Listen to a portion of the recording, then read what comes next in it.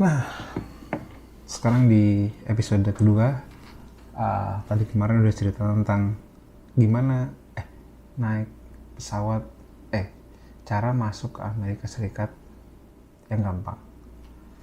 Sekarang episode berikutnya, naik Etihad apa rasanya?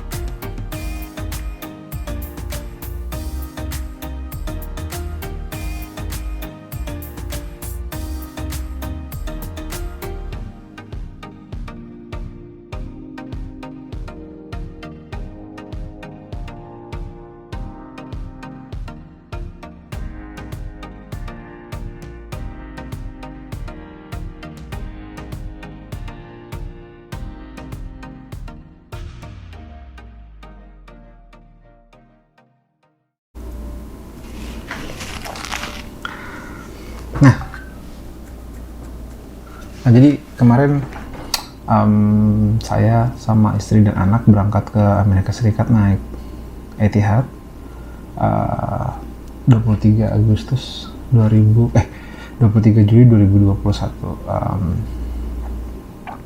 Naik Etihad dari Jakarta, pesawat jam 11 malam, transit di Abu Dhabi National Airport, lalu dari Abu Dhabi langsung ke JFK di New York. Nah, sebenarnya saya mau cerita jadi apa sih yang harus disiapin. Jadi saya waktu itu berangkat sama anak ya. Saya berangkat sama anak, usianya waktu itu masih 5 bulan, 6 bulan, di bawah 11 kilo. Nah, jadi kalau misalnya naik pesawat, naik Etihad gitu dari Jakarta ke sana atau dari manapun lah, sebenarnya mereka tuh, jadi kalian pas beli itu harus langsung ngasih tahu bahwa kalian akan bawa infan. Nah, harganya akan nambah sekitar 10% dari harga tiket kalian. Nah, nanti teman-teman begitu nyampe di pesawat, ini akan disiapin namanya bassinet gitu, kayak keranjang bayi yang ditaruh di dinding pesawat, di partisi pesawat gitu, dan kalian dapat duduknya tuh di tempat yang memang disediakan buat bassinet gitu.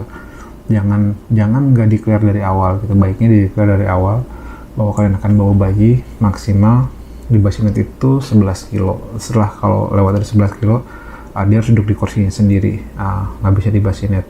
Nah, berangkat ke Amerika Serikat, kalian bisa bawa 2 koper ukuran 23 kg, maksimal 23 kg, dan biasanya kalau beli koper gitu yang ukurannya di tengah-tengah gitu ya, saya nggak tahu ukurannya berapa, tapi ukuran di tengah-tengah, bukan yang paling besar dan bukan yang paling kecil.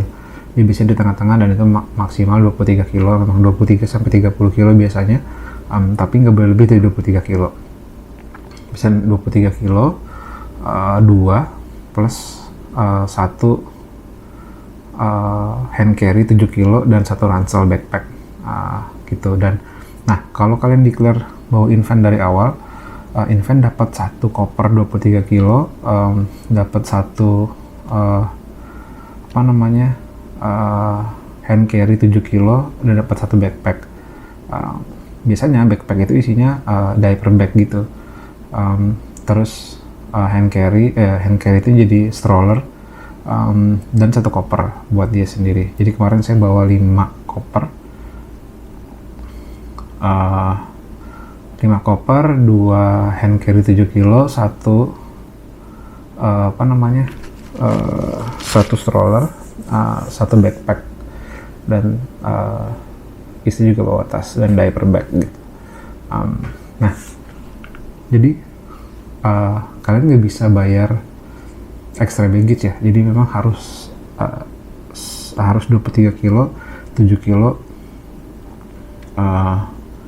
dan backpacknya juga nggak boleh lebih dari 7 kilo gitu. Jadi nggak boleh tuh nanti bayar ekstra bagasi aja, nggak bisa.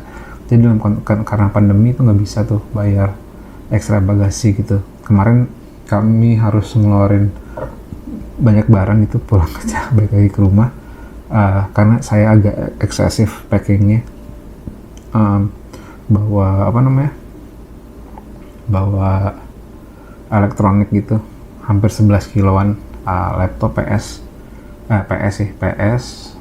ada beberapa hard disk dan segala macamnya. Itu setelah ditimbang anjir 11 kilo ternyata, nggak 7 kilo. Jadi akhirnya banyak barang ini bawa pulang, gitu.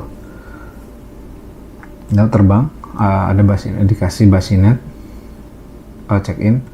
Nah, sebenarnya agak ribet itu emang check in di awal sih, karena mungkin bandara keberangkatan gitu ya. Jadi petugasnya agak lumayan ketat,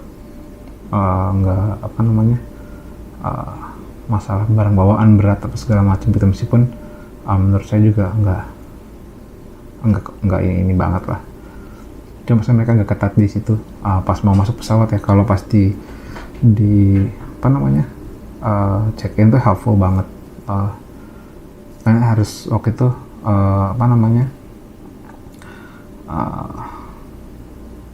bukti PCR negatif.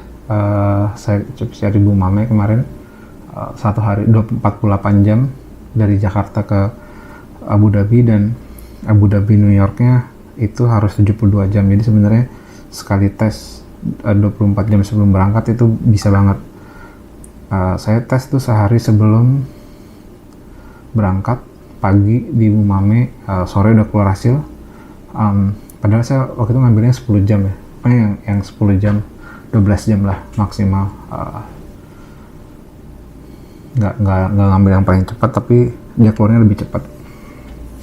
Nah itu terus kasih lihat hasil PCR. Nah, anak itu nggak harus ngasih hasil PCR tes. Nah, di bawah 2 tahun dia nggak bisa, jadi cukup bapak sama ibunya aja yang dites. Naik pesawat.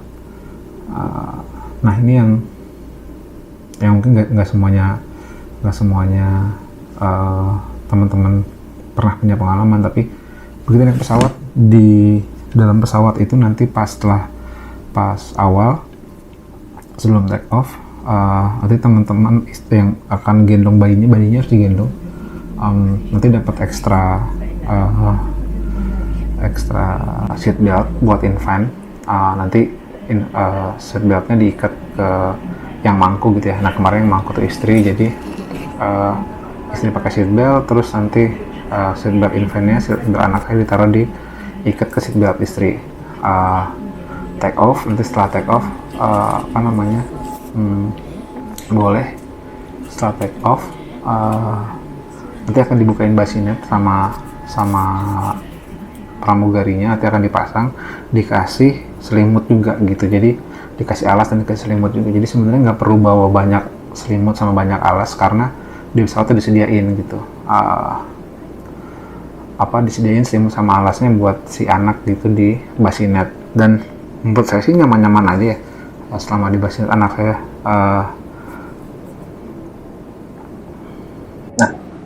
Di pesawat itu pramugarinya juga baik-baik gitu ya. Misalnya staff pramugaranya itu responsif dan baik-baik gitu sama kami bertiga, apalagi karena kami bawa bayi gitu ya. Mereka kayaknya sangat helpful, membantu si bayi gitu ya. Tadi balik lagi dia di basinet,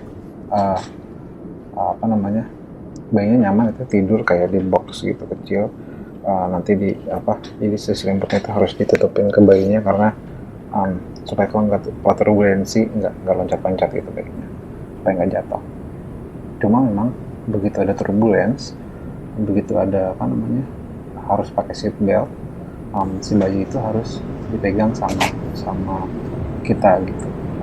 Kemarin istri saya yang megang, jadi pas perjalanan dari Jakarta ke Abu Dhabi itu ada 3 jam lah, 2 jam apa, ini cukup lama lah, saya lupa, cukup lama turbulensi gitu, jadi harus pakai seat belt.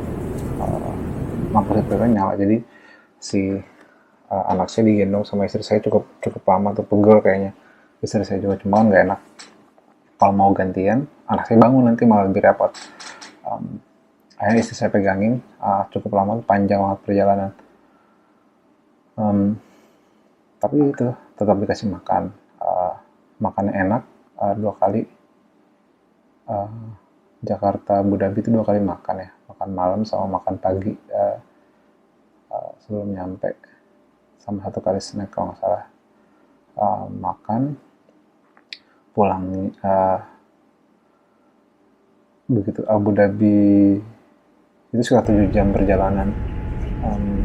Jakarta Abu Dhabi New York itu sekitar 9 jam, 10 jam, 12 jam lah. Pokoknya total perjalanan saya bertiga itu, kita bertiga, kami bertiga itu sekitar 24 jam.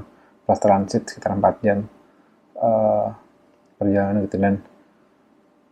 Dan alhamdulillahnya anak saya bisa kooperatif gitu ya. Jadi selama di perjalanan dia nggak rewel. Ya nangis kayak 2 kali gitu, haus dan popok dan segala macam ya, tapi secara prinsip dia nggak rewel banget gitu, dan cukup kooperatif. Di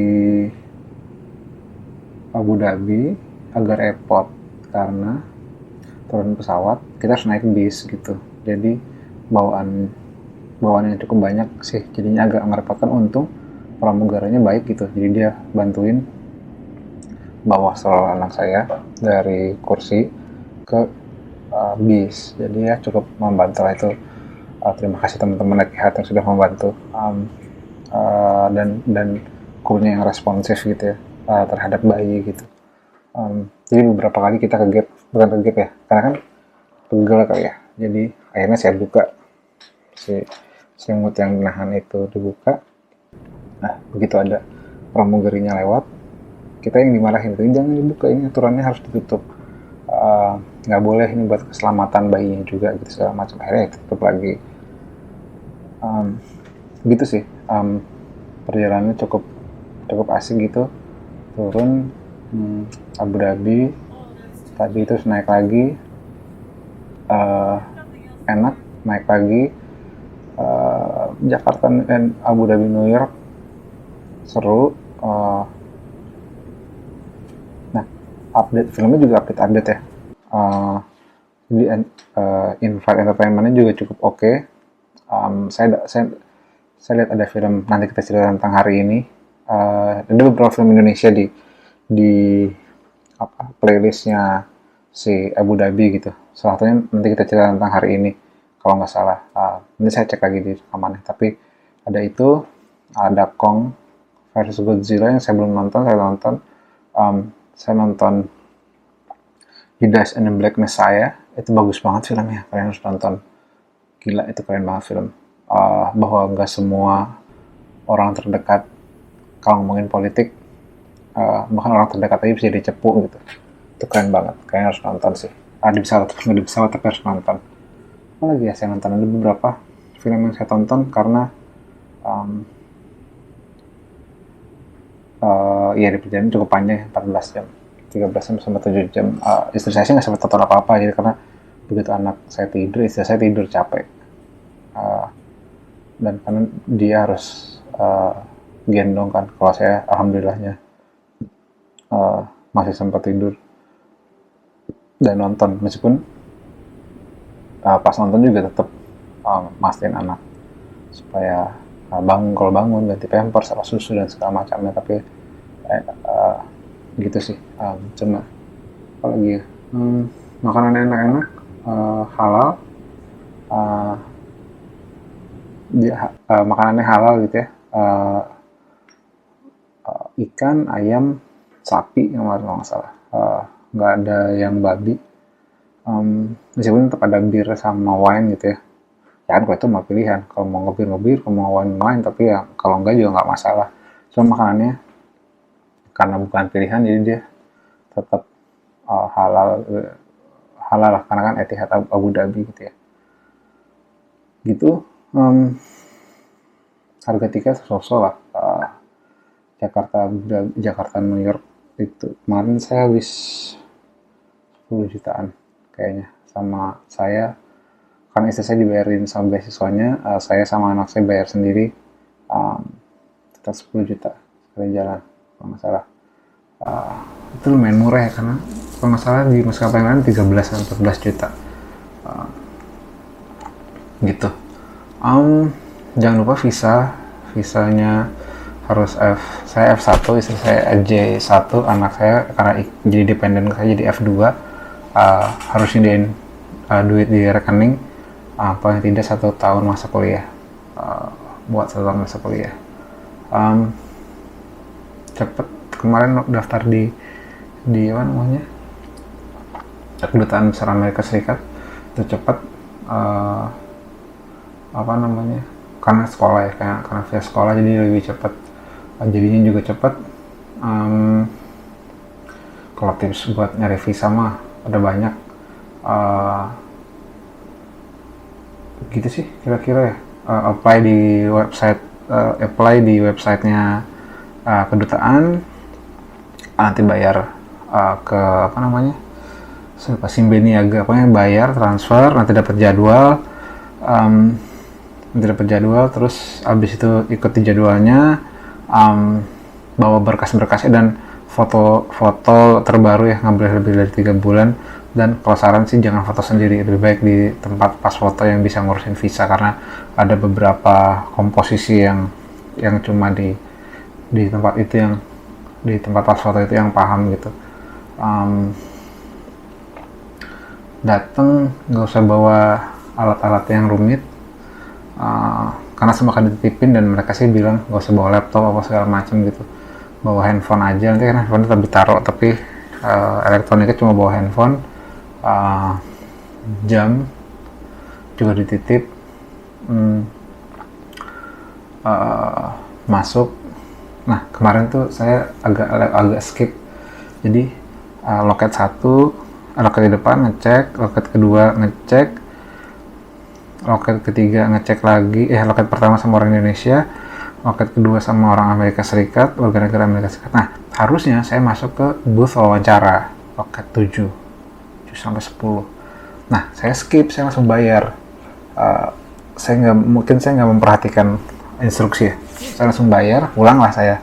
Untung kantor saya dekat kan, di dekat kedutaan besar. Telepon, mas kok tadi langsung pulang, kenapa nggak wawancara? Loh, saya bilang saya bisa langsung bayar, saya kira udah selesai gitu. Akhirnya saya balik lagi, untung masih bisa diwawancara dan tetap terima visanya. Kalau nggak ada amsyong juga, cuma akhirnya tetap terima, bisa berangkat sampai Amerika Serikat. Itu rasanya naik Etihad.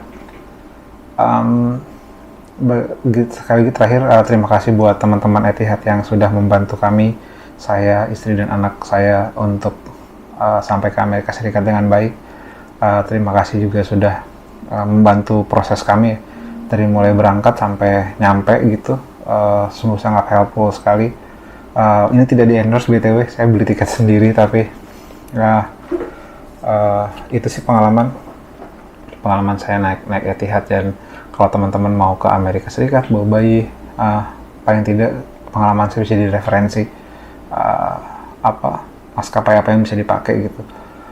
Dan sebelumnya, di video sebelumnya saya sudah cerita kemudahan tentang kenapa naik Etihad itu jadi lebih mudah, karena di sana ada custom pre-clearance, custom border protection.